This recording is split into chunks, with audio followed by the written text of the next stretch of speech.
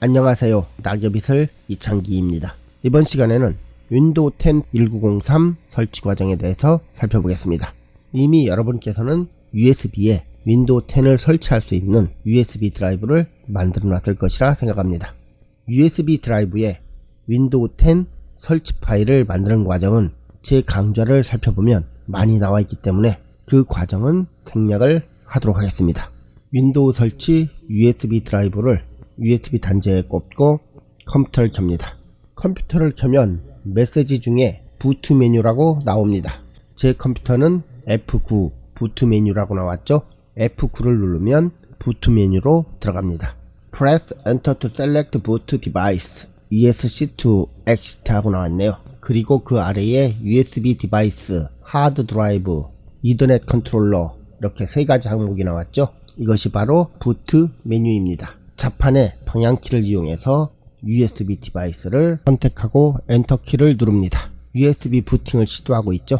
만약에 Press Any 키라는 메시지가 나오면 엔터키를 다시 한번 눌러줍니다. USB 드라이브에 윈도우 10 부팅이 시작되고 있죠.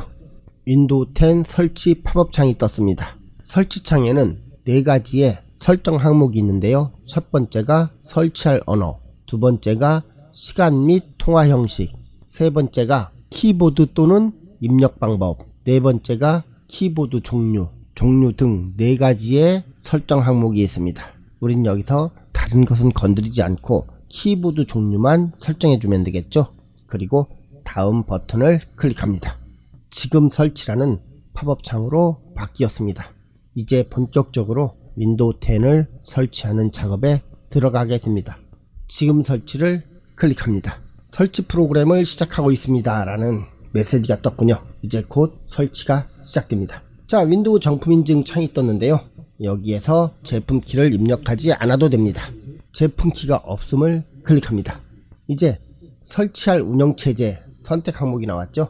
윈도우 10 홈과 윈도우 10 에듀케이션, 윈도우 10 프로 중에 선택할 수가 있는데요. 윈도우 10 프로를 선택해서 설치를 하도록 하겠습니다. 윈도우 10 프로를 선택하고 다음을 클릭합니다. 관련 통지 및 사용 조건 팝업 창이 떴죠. 마이크로소프트 소프트웨어 사용권 계약서라고 나와 있습니다. 그리고 윈도우 운영체제 하고 나와 있죠. 자, 밑으로 쭈르륵 내려서 계약서 내용을 읽어보고요. 동의함에 체크를 해주고 다음을 클릭하면 되겠죠. 설치 유형을 선택하세요 하고 나왔죠. 항목이 2개가 있는데 업그레이드와 사용자 지정이 있습니다. 사용자 지정을 클릭합니다. 윈도우를 설치할 위치를 지정하세요 라는 창으로 바뀌었네요. 그리고 밑에는 드라이브가 나와 있습니다. 드라이브 0 파티션 1이라고 나온 이유는 현재 제 컴퓨터에 윈도우를 완전히 새로 설치하기 위해서 다른 하드디스크 드라이브는 전부 제거하고 SSD 250기가짜리 한 개만 장착해 놨기 때문입니다. 여러분들도 컴퓨터에 윈도우를 새로 설치하려고 한다면 컴퓨터에 장착되어 있는 다른 하드디스크 드라이브들은 데이터선과 전원선을 빼놓고 오로지 윈도우를 설치하려는 하드디스크 드라이브 또는 SSD만 인식되는 상태에서 설치하는 것이 좋습니다. 아래쪽을 보면 새로 고침, 삭제, 포맷, 새로 만들기, 드라이버 로드, 확장 이렇게 나와 있죠. 현재 윈도우를 설치하려고 하는 드라이브에 중요한 자료가 하나도 없다고 생각하고 파티션을 완전히 삭제해서 초기화한 후에 윈도우를 설치할 것입니다. 만약 중요한 자료가 남아있다면 그 자료들을 먼저 외장 드라이브나 다른 하드디스크 드라이브에 모두 복사를 해 놓은 후 이 작업을 진행하는 것이 좋을 겁니다. 안 그러면 드라이브에 남아있는 모든 자료는 하나도 남아있지 않게 될 겁니다. 중요한 자료가 없다는 전제하에서 작업을 계속 진행하겠습니다. 삭제를 클릭합니다. 경고 메시지가 하나 떴죠. 파티션에는 컴퓨터 제조업체의 중요한 파일 또는 응용 프로그램이 들어있을 수 있습니다. 이 파티션을 삭제하면 여기에 저장된 모든 데이터가 손실됩니다 하고 나왔습니다. 확인 버튼을 클릭합니다. 자, 이제 드라이브 0 파티션 1이 드라이브 0 할당되지 않은 공간으로 바뀌었죠. 할당되지 않은 공간을 파티션으로 만들 겁니다. 새로 만들기를 클릭합니다. 크기가 나오죠. 여기에서 크기를 1로 지정하고 적용을 누릅니다. 자, 적용을 클릭하니까 드라이브 0 파티션 1에 윈도우를 설치할 수 없습니다. 자세한 정보 표시 경고 메시지가 떴습니다. 여기서 확장을 클릭합니다. 이 드라이브 전체를 윈도우 설치 파티션으로 만들 것이기 때문에 적용을 클릭합니다. 계속 진행하여 파티션을 확장하면 나중에 변경할 수 없습니다. 라는 경고 메시지가 뜨죠. 확인을 클릭합니다. 저 이제 드라이브 0 파티션 1로 바뀌었죠. 그리고 전체 크기 나왔고요. 사용 가능한 용량, 종류 나왔습니다. 다음을 클릭해서 계속 설치를 진행합니다. 이제 윈도우 설치 중 하는 창으로 바뀌었죠. 그리고 윈도우 파일 복사 중, 파일 설치 준비, 기능 설치 중, 업데이트 설치 중, 완료하는 중 이렇게 5단계를 거쳐서 윈도우 10이 설치가 되게 됩니다. 5단계가 끝나고 나면 컴퓨터가 재부팅하게 되죠. 계속하려면 윈도우를 다시 시작해야 합니다. 나오고 나서 컴퓨터가 재부팅을 하게 되죠. 재부팅을 하면 컴퓨터가 알아서 하드디스크 드라이브로 부팅을 하는 경우도 있지만 그렇지 않은 경우에는 다시 부트 메뉴를 눌러서 하드 드라이브로 부팅이 되도록 설정을 해줘야 됩니다. 제 컴퓨터는 F9가 부트 메뉴를 불러내는 겁니다. F9를 눌러서 부트 메뉴를 부르도록 하겠습니다. 부트 디바이스를 선택하는 창이 떴군요. 차판의 방향키를 이용해서 하드 드라이브를 선택한 후 엔터를 눌러줍니다. 하드디스크 드라이브로 부팅이 시작되고 있죠. 윈도우 로고가 뜨고요. 장치를 준비하는 중, 서비스를 시작하는 중, 장치를 준비하는 중, 그리고 준비 중이라고 나오고 컴퓨터가 재부팅이 이루어집니다. 여기서부터는 기다리면 되겠죠. 컴퓨터가 재부팅되고 윈도우 로고가 떠서 뭔가를 진행하고 있습니다. 시커먼 배경화면에서 파란색 계열의 바탕화면으로 바뀌면서 잠시만 기다려주세요 하고 메시지가 떴습니다. 상단에 기본이라는 글씨가 나오고 지역을 선택하는 화면으로 바뀌었습니다. 한국을 선택하고 이해를 클릭하면 되겠죠. 또 잠시만 기다려달라는 메시지가 뜨고 있습니다. 이번에는 자판 배열을 선택하는 창이 떴네요. 올바른 자판 배열입니까? 하고 나왔죠. 마이크로소프트 입력기, 마이크로소프트 옛 한글 중에 하나를 선택하면 됩니다. 마이크로소프트 입력기를 선택해야 되겠죠. 마이크로소프트 입력기를 선택하고 얘를 클릭합니다. 두 번째 키보드를 설정하는 창이 나왔습니다. 두 번째 키보드 레이아웃을 추가할까요? 하고 나왔죠. 키보드를 두 개를 사용할 거라면 여기에서 설정을 하겠지만은 그렇지 않은 경우는 건너뛰기를 클릭합니다. 잠시 기다려 주십시오는 참 많이 나오죠. 이제 몇 가지 중요한 설정을 수행해야 합니다 라고 나오더니 이제 또 잠시 기다려 주십시오. 이제 윈도우의 새로운 기능을 살펴보겠습니다. 그리고 또다시 잠시 기다려 주십시오 하고 나오는군요. 위쪽에 기본 네트워크에서 이번에는 계정으로 바뀌었고 어떻게 설정하시겠어요? 라는 질문이 나오고요. 개인용 설정과 조직용 설정 두 가지 항목 중에 하나를 선택할 수 있는 선택 항목이 나오죠. 개인용 설정은 집에서 개인이 사용하는 경우에 설정해 주는 것이고요. 조직용 설정은 회사 같은 곳에서 컴퓨터를 사용할 경우에 설정을 해주는 겁니다. 개인용 설정을 선택한 후에 다음을 클릭합니다. 잠시만 기다려주세요 하고 나왔죠. 그리고 이번에는 마이크로소프트 로그인이라는 창이 떴습니다. 화면을 한번 살펴볼까요?